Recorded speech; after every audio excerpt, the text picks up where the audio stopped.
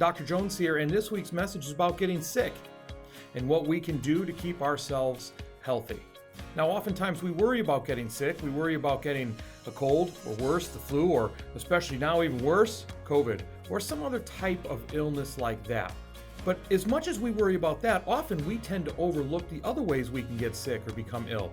And those ways are social, emotional ills. What I'm talking about really is mindset, that mindset of frustration, anger, negativity. You know, the one that hits us often. It hits me where I have to sometimes drive and get my head right, or go do something, some type of activity that helps me get in a better headspace and keep from getting too ill. But that's kind of general and a little too broad for everybody to think about. So what I want to do today is I want to give you 3 ways to help you get in that better headspace and keep you from getting too sick. The first one is, if something happens that angers you, frustrates you, makes you sad, or anything like that, try and step back and look at the big picture. Now, there's plenty of breathing techniques, whether it's box breathing, count to 10, or breathing from your diaphragm, plenty of things.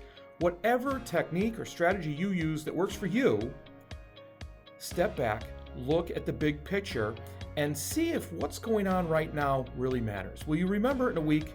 Will it be that bad in a month? What about a year? So that's the first way. You want to step back, look at the big picture, and then you can pull yourself back to that mentally healthier place, that emotionally healthier place. The next piece is a zero-sum game. See, the idea of life is that there are all types of opportunities out there, and there's plenty to go around. It's like an abundance mindset versus a scarcity mindset. You see, if you see something else with somebody, say you see somebody win an award, say you see somebody achieve something, publish a book, buy a new car, or win something, sometimes we instantly get mad and say, well, how did they do that? How did they get to do that? Or why can't I do something like that? Instead of saying, wow, that's a great example of something I'd want or something that I could get. So how can I go about doing that?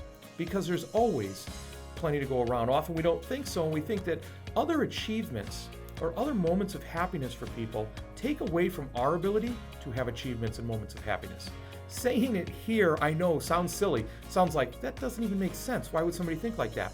But caught up in the moment, our emotions can do funny things to us. And once we start spiraling down there, we run into that ugly thing, envy, jealousy, that really holds us back from going any further forward.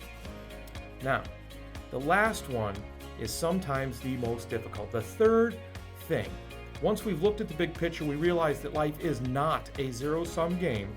We have to look at people and realize that everybody is fundamentally a good person.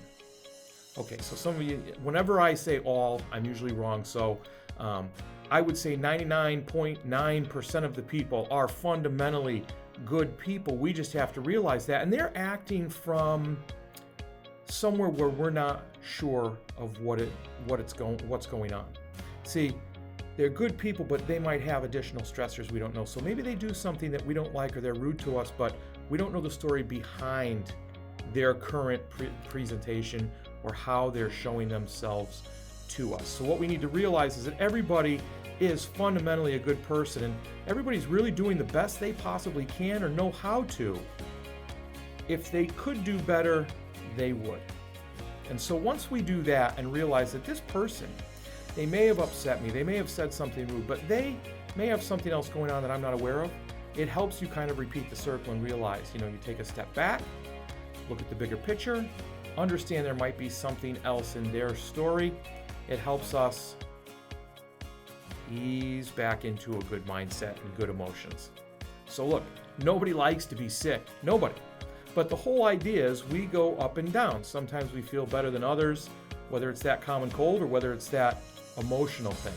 The whole trick is, if you follow those 3 steps of looking at the big picture, realizing life's not a zero-sum game, and that everybody is acting or is a good person that's trying to act in the best possible way, we'll only have little colds instead of a much longer lasting illness that not just affects us, but affects everyone around us.